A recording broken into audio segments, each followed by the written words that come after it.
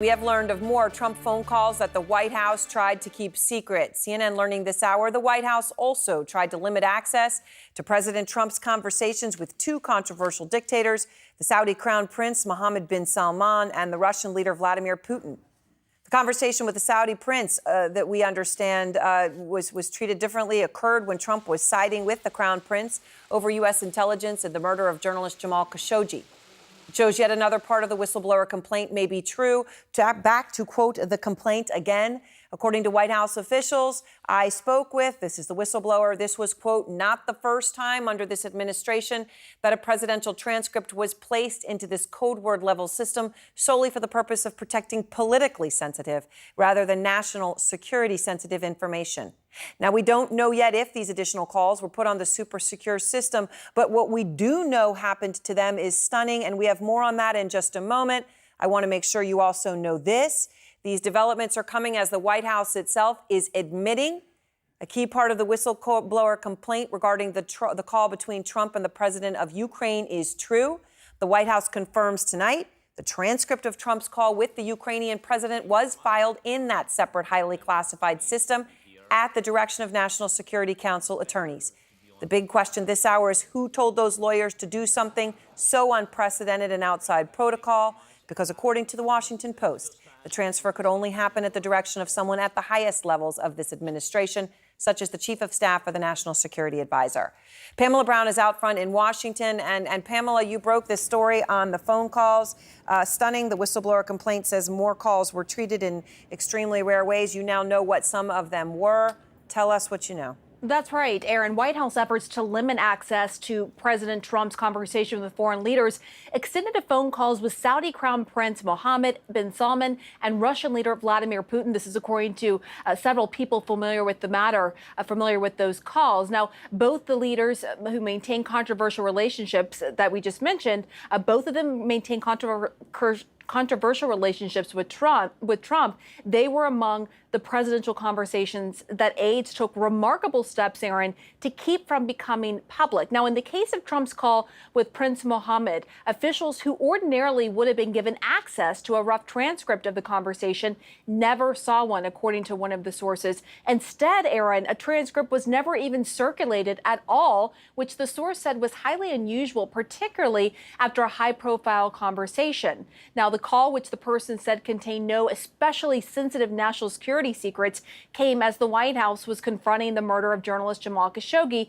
which U.S. intelligence assessment said came at the hand of the Saudi government, as you know. Now, with Putin, access to transcripts of at least one of Trump's conversations there was also tightly restricted, according to a former Trump administration officials. Now, it's not clear, Aaron, if aides took the additional step of placing the Saudi Arabia and Russia phone calls in that same highly secured electronic system that held the now infamous Ukraine call, and which helped spark this whistleblower complaint that was made public this week, though officials confirmed that calls aside from the Ukraine conversation that weren't particularly sensitive were placed there as well. We should note that the attempts to conceal the information about Trump's discussions with Prince Mohammed and Putin further illustrate the extraordinary efforts taken by Trump aides to strictly limit the number of people with access to the conversations with foreign leaders. We're told this really picked up steam, this practice picked up steam after there were conversations leaked between the leaders of Mexico and Australia and President Trump. Putin, as well, as you'll recall, that also leaked out. So that was when this practice really went into place over the past more than a year ago. We should know, Aaron, that the White House did not comment about the limiting of access to these calls with the Russian and Saudi leaders. All right, Pamela, I mean, this is a pretty stunning development, and I'm going to be joined in just a moment by the chairman of the Foreign Affairs Committee to talk about this. You also, though, have new reporting on Trump's reaction well, he hasn't even had a chance to react to what you're breaking right now, but to how this whole broader story is exploding and how he spent his day.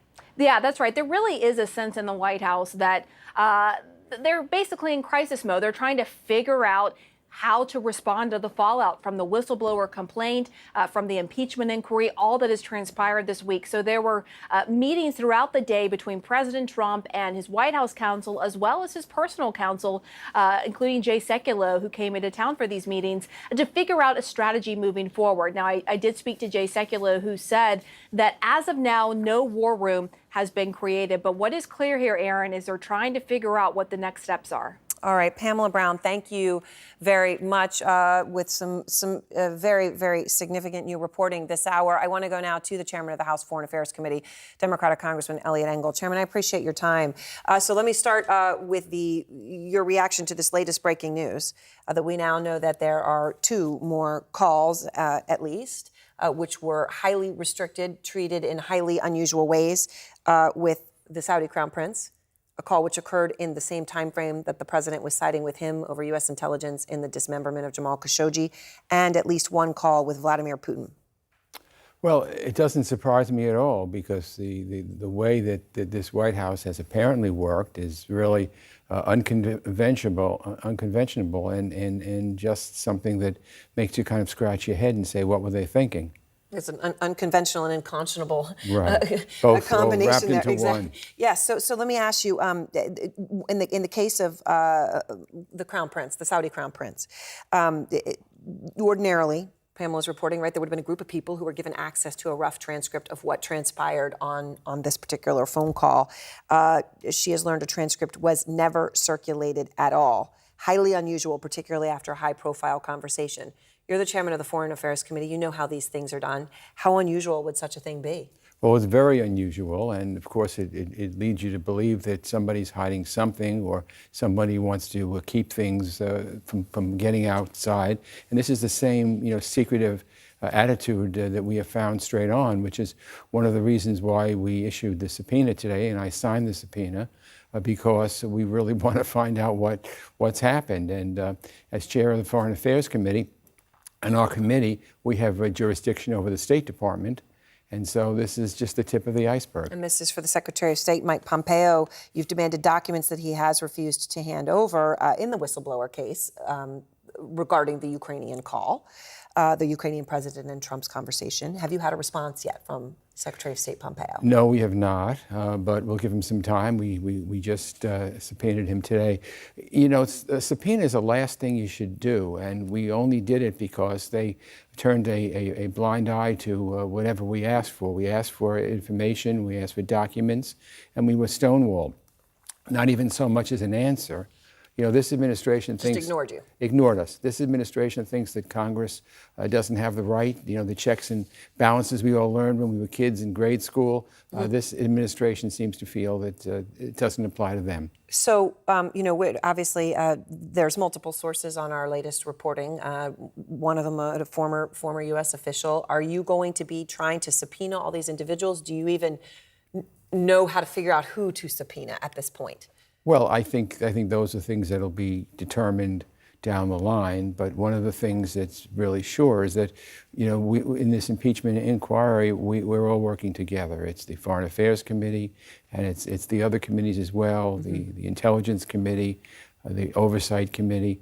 The 3 committees are working together, and there will be other things happening soon. Are you going to try to move to get access to the transcripts, which we now know have been were walled off in some way?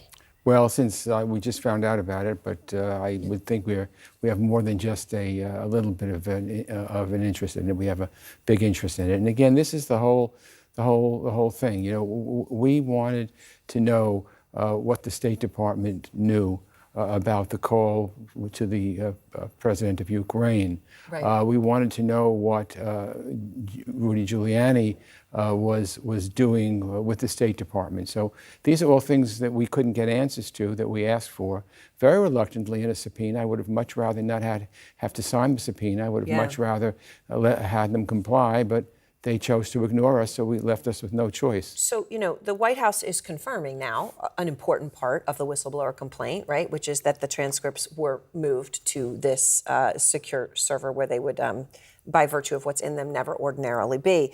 National Security Council attorneys, and Pamela is reporting specifically, we know at least who one of those individuals are, but the question is, were they doing it at the behest of someone else? And the understanding from the Washington Post is that is how it would have had to do, that those attorneys would have only moved the transcript because someone else directed them to direct it to be done. It certainly seems logical. Chief of Staff Mick Mulvaney, could be John Bolton, who was then obviously in the White House, or Mike Pompeo. Do you think it went that high?